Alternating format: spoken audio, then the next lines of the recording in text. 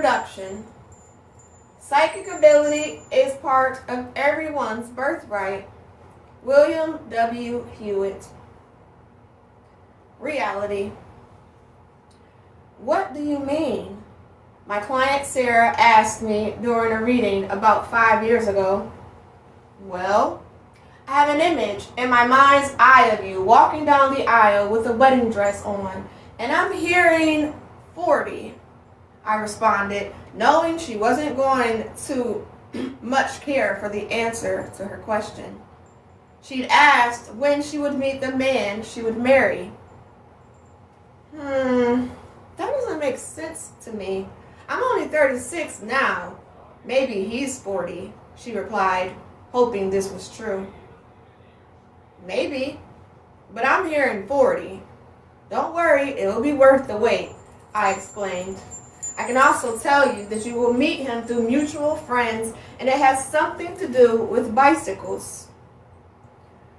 Okay, but I'm going to assume it's he who will be 40. I'm not planning on waiting that long, she insisted. 5 years later, she's back in my office. So, guess what? You're never going to believe it, she laughed. Oh, I think I will believe it, I chuckled back. Sarah, now 40, tells me she's about to walk down the aisle, having met the man she is marrying when she walked into a bicycle store. Mutual friends introduced them. I had seen and heard her wedding intuitively using my psychic senses. I can honestly say, even though I've been practicing for almost 2 decades, it still amazes and fascinates me each time I get a psychic hit so accurately. Everyone, that's right, everyone has some type of natural intuitive sense. For some, it's stronger and comes with a desire to develop it. If you've picked up this book, you have that desire, or at the very least you are curious about how your psychic senses work. From curiosity stems knowledge and the hope that there is more out there. Hope is what keeps us going, what motivates us.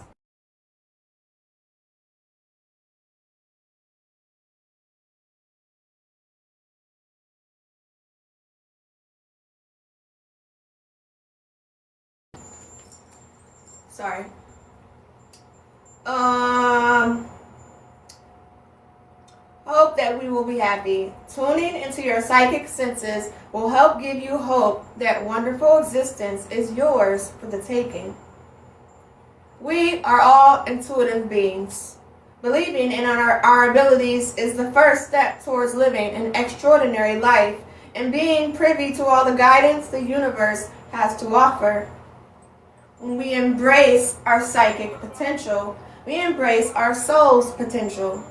The potential to use our innate ability to connect with the natural forces that lie beyond the material world, beyond the 5 senses. Chesley in 2004. Our psychic senses are not physical, they are spiritual. Once we've accepted that, we can hold the keys to the universe. In the beginning. Many years ago, I felt like I was hit over the head, and I heard the words, "You have to do this work now." Being a logical and rational person, I was never going to just start advertising as psychic, so I set out to learn everything I could about my intuitive abilities. I began taking classes and offering free psychic readings so I could sharpen my instincts. Along the way, I learned what psychic senses were and how they present in real life for me and for others. As the late humanitarian writer Maya Angelou said, all great achievements require time. I spent many years practicing until I felt comfortable and proficient enough to offer sessions professionally. I never realized, though I knew I could always read people, that what I did was any different from what anyone else did. I didn't know that most people didn't see spirits such as Henry, our family ghost, passing by down the stairs as I scaled the molding above like a monkey. This, I recently found out, really did happen to my sister as well. Other than that particularly nonchalant ghost, I was pretty normal. I am a psychic and a medium. Yes, I talk to dead people. I read my clients' energy to glean information about their past, their present, and their future. I enjoy seeing the light in someone's eyes when I connect to their loved ones on the other side. Even more exciting is when their dead relatives assemble together and come through in full force. What I love even more is that aha moment, that second when I said something that I have no possible way of knowing that means so much to my sitter that I have to figuratively help them pick their jaw up off the floor. It is in that exact instinct when they are truly open to receiving messages. I have been lucky. I've been able to tap into my greatness, the energy that connects me to others. That very prolific message I heard, "You need to do this work now," changed my direction my life was headed. That psychic bat to my head jump-started my career and created a turning point that helped me bring comfort and direction to others as well. Along with reading for my psychic clients over the phone and out of my Ridgefield, Connecticut office, I teach regularly, mentor others, hold gallery events, and I'm certified in hypnotism, reflexology, Reiki, and hypno-life coaching. Hold on, let me close the door because my son is loud.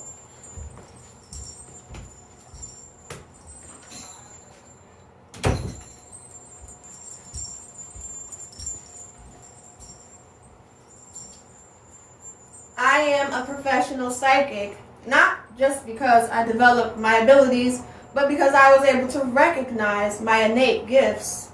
I slowly began to comprehend that by raising my own vibrational frequency, I connected to the energy of the universe, which allowed me to begin utilizing this psychic knowledge. We all have the capacity to extend our vibration upward toward our own highest personal frequency.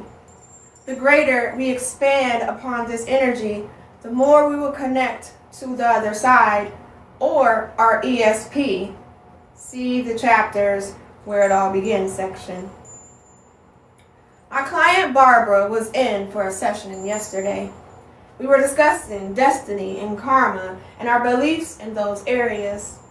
We talked about our choices and how they affect us and how karma is not just a negative but positive as well. See chapter 12.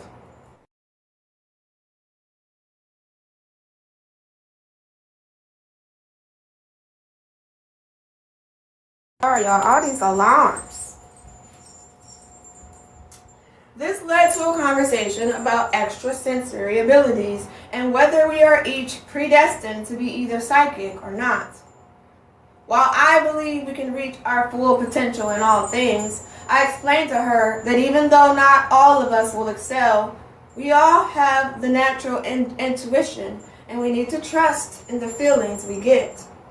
There is a difference between knowing and acknowledging the psychic path is there and walking down that psychic path. That's a choice. Not everyone will decide to become a professional psychic intuitive. Actually, most people won't. But all of you and all people have the ability to develop for your own well-being your intuitive gifts. Becoming acquainted with your talents will open up a whole new understanding of the world and those who live in it. Once you are comfortable with this new energy, feeling at home with this increased level of receptivity, it is easier to exist in this extraordinary state of awareness. The benefits of tapping into this incredible vibrational frequency are immense. A greater understanding of who you are, an increase in pure, unadulterated joy, an attainment of powerful wisdom and insights previously overlooked, and so much more. With practice, you will discover the most important thing, who you truly are. Believing psychic ability is genuine is the first step on your journey to spiritual development. I always encourage people to gain their own understanding of intuition rather than trying to prove to them that it's real. Shutting your eyes to the possibilities only shuts down your personal intuition. It doesn't prove that it is non-existent. Opening to your potential will be proof enough that psychic powers exist. I am a skeptic, a healthy skeptic, but one nonetheless. Being a skeptic does not mean I'm a non-believer. It simply means I don't believe all events have a paranormal connection. Sometimes the toy in the room started talking simply because the batteries surged, or the dog was barking while looking at the top of the stairs because he watched a bug fly up. There's not always a mystical reason for everything. However, I also know that psychic ability is authentic. I've experienced it.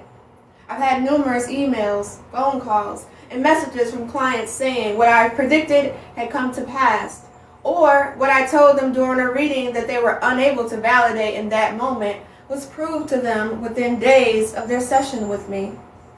I've been connected to my clients' deceased loved ones who have come through with evidence, things that I could have never known, including names, dates, events, etc., to provide guidance or to simply extend messages of love and encouragement. All of these occurrences were made possible through the use of my psychic senses. Where it all began. Extrasensory perception, or ESP, has been around since the beginning of time, though it was not always recognized as such. The old sagas, priests, oracles, and trusted advisors of kings and leaders were said to have prophesied many events for their rulers, from when to plant the crops to whether or not to go to war, and everything in between. These mostly trusted psychics were consulted on a regular basis. Nostradamus is one of the more modern and famous psychics. He predicted more than 6,300 events, mostly natural disasters, murders, and wars.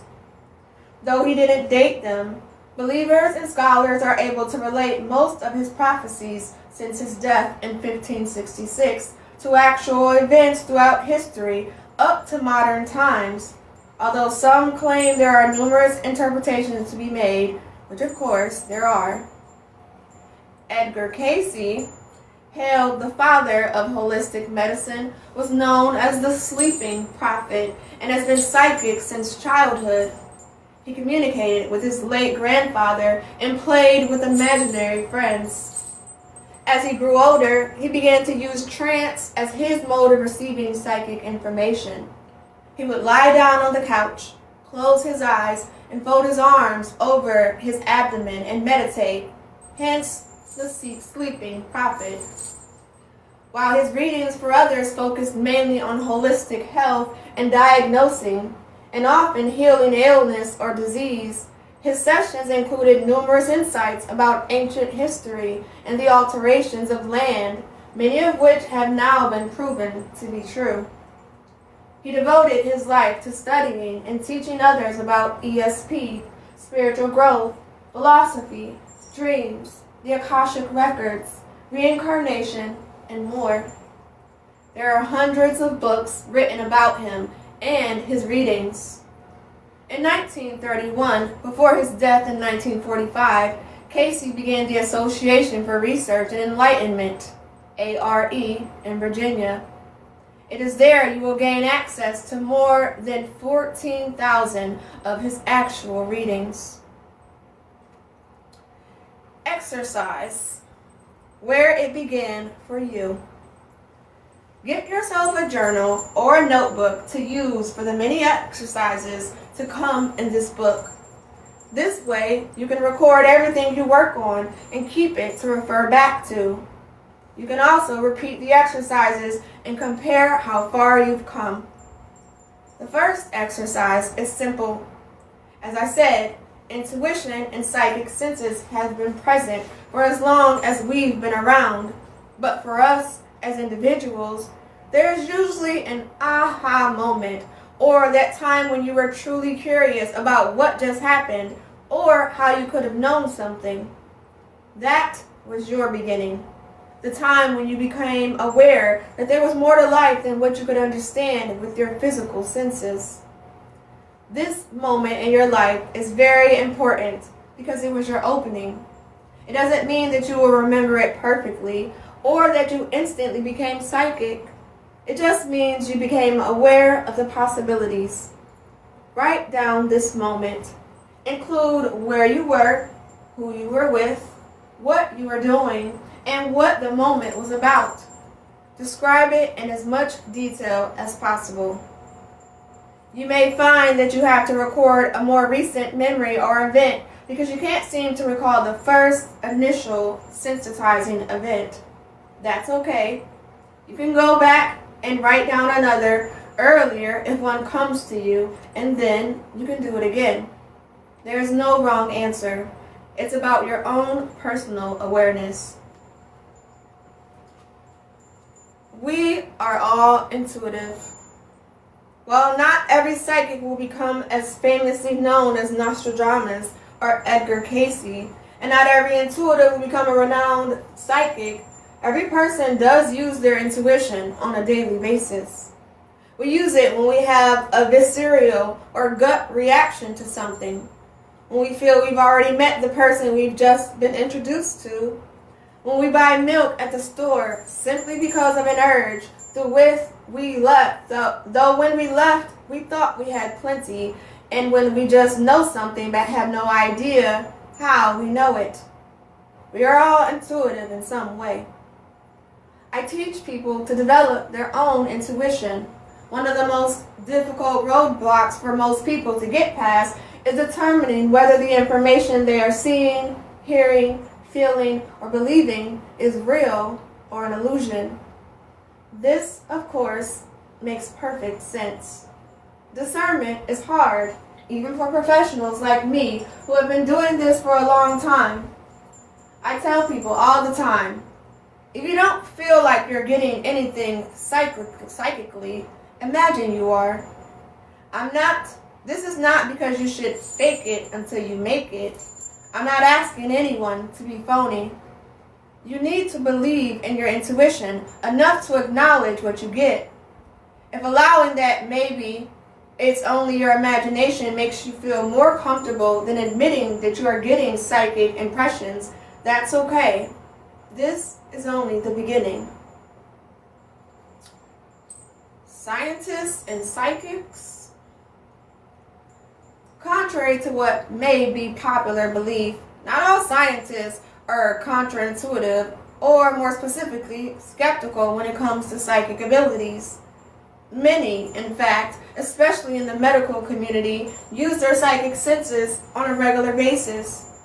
Nutritionists, nurses, and even doctors can tune into their intuition to help them determine what types of food their patients may need to eat in order to bolster their immune systems or their nutritional values.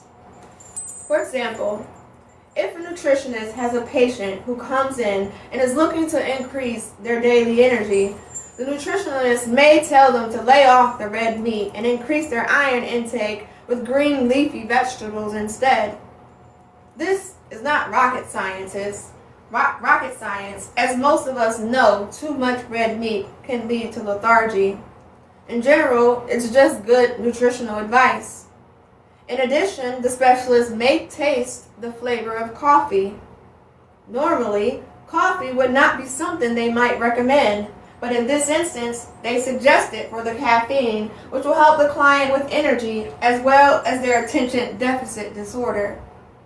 Telling their patient to have more caffeine may go against all of their nutritional recommendations, but by tuning into their psychic senses that they know it will be beneficial, at least in the short term. Doctors may also tune into their psychic abilities without recognizing it for what it is. Imagine their patient coming in with the same complaint of experiencing a lack of energy. They feel sluggish and tired more often than not. Where the nutritionist in the previous example may have recommended caffeine based on a phantom coffee taste, the doctor may pick up on something entirely different with his patient. Knowing that he was already planning to run some tests, including a nutritional workup and a urine analysis, he feels comfortable trusting in the psychic flavor he is getting. He tastes copper. Copper is a very common taste associated with blood. So now the doctor has an additional direction to go in. He may decide that the psychic hit he's experienced indicates that he needs to get the patient to a hospital right away. There's a definite possibility there's something wrong with his blood, more specifically his circulatory system, including his heart. Though the examples I use are entirely made up, they explain how simply and possibly how easily these medical professionals are able to utilize their psychic senses.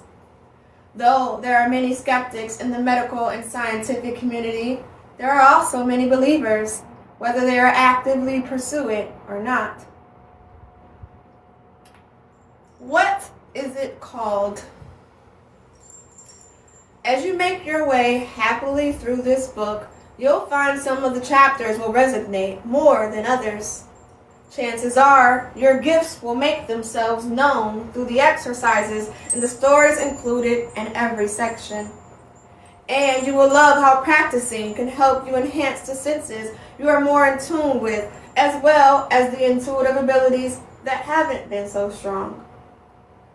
This book will help you personally relate to your different psychic senses, and you will be able to identify which gifts come more naturally to you. You will also learn what your intuitive senses are called and what each one helps you with. The words for the psychic senses start with clair, which is French for clear, giving us clear seeing, clairvoyance, clear hearing, clairaudience, clear feeling, clairsentience, clear knowing, claircognizance, clear tasting, clear gustance, clear smelling, clear alience or clear olfaction. Oh, this one. Clear emotion, clear empathy, and clear touch, clear tangency. You will experience all of these senses in the pages to come. You will also have the opportunity to explore telepathy and psychokinesis in the final chapters. Chakras. What are they? Chakras, spinning wheels of energy in your etheric body, play a big role in tuning into your psychic senses, and this book will help explain how they contribute to your intuition. There are 7 major energy centers, or spiritual batteries, organized in a rainbow-colored line from the base of your spine, between your legs, all the way up to the top of your head. Each of these chakras corresponds to your psychic senses, and focusing on them may be of great assistance when trying to tune in. The first 3 chakras are lower chakras. These are all linked to need, physical desire, and drive. All of your chakras are connected to your psychic abilities. The first chakra, or root chakra, is related to your foundation or your security. It corresponds to your stability, your family, and your sense of community. It is the base chakra, red in color, at the base of your spine. It is also connected to your claircognizance, or clear knowing. The second chakra, or sensual chakra, is orange and is located a couple of inches below the navel. This spiritual energy center is related to your sensuality as well as your sexuality. This chakra plays a role in your feeling or clairsentient abilities. Your third chakra is your power center, and it is located in your solar plexus. This yellow energy center is where your gut instincts occur. It is the seat of your clairsentience and is related to your self-esteem. The upper chakras are more closely linked to spirituality and consciousness. Your fourth or green spiritual battery in your chest and is in your chest and is also known as your heart chakra. This center is related to matters of the heart and love, as well as healing of yourself and others. Your fifth chakra is your communication center. This blue energy area is responsible for channeling messages from the other side and your clairaudience. It's also related to communicating your wants and needs. It's open. The sixth chakra, the indigo. Oh my gosh, hi! Hold on, y'all. The sixth chakra, the indigo center, is your third eye. This is your psychic sight or clairvoyant spiritual energy center. Finally, your seventh or violet chakra is known as your crown chakra. This important energy center is where your psychic gifts are linked and where your claircognizance sits. It's where all divine guidance is channeled through and where you're connected to the universal energy. All seven major chakras run smoothly together, feeding off of each other. The chakra system can become off kilter, which can cause a barrier to opening up your psychic abilities. The system then needs to be realigned. Working with this chakra system while practicing using your psychic senses will help bring them into balance. Let's go. Knowing the terminology will help you label what it is you are tapping into. You don't need to memorize the wording or even understand it right away. While you read this book, you will learn everything you need to know by exercising your psychic abilities. You will learn how to protect yourself from unwanted negativity, open yourself to positive energy, tune into your intuition, connect to the other side, explore telepathy and psychokinesis, and even discover who you were in a past life. Thank you. You will have fun and even surprise yourself, all while enjoying more than 60 exercises. You've inherently got the tools you need. Now you know what to call them, and more importantly, how to utilize them to create a better and more fun life. This is your time to shine, your chance to share what you already know to be true. You are a spiritual being living in a physical body. You'll find that your intuition does not negate your logic, but that in fact, your logic helps to rationalize your intuition. Enjoy every moment of your intuitive life to the fullest. Ooh, that's pretty. Okay, sorry. Thank you. Exercise. Protect yourself. Before starting any type of intuitive connection, it's important to protect yourself from any negative energy. The best and easiest way to do this is through meditation and visualization. Sit somewhere comfortable with both feet firm. Thank you, Black Jesus. I'm sorry, I ain't never seen that. Thank you.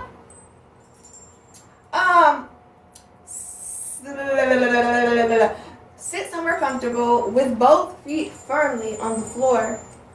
Close your eyes. Feel the bottoms of your feet where they connect to the floor and the void where they don't. Focus on that empty space.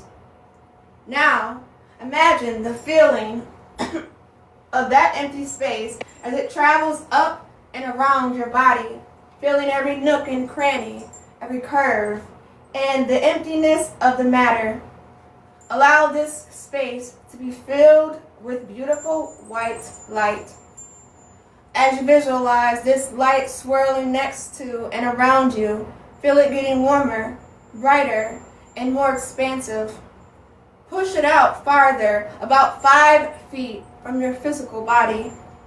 While you feel the energy growing, imagine it becoming even lighter and warmer, leaving no room for negative energy or debris to remain or penetrate into your space. Sit with this energy flowing around you for at least 5 minutes. When you feel comfortable, open your eyes and take a few deep breaths, allowing your energy to stay grounded but continue to surround you. It's your turn. Get ready now. Hold on and enjoy the ride. What you're about to do will surely change your perspective and expose you to a new level, a new dimension of reality. You will learn how to connect to your own intuition, which is more powerful than you can possibly imagine. You will receive guidance not only from the pages in this book, but from your own personal helpers on the other side who will enhance your life. Buckle up. It's your turn.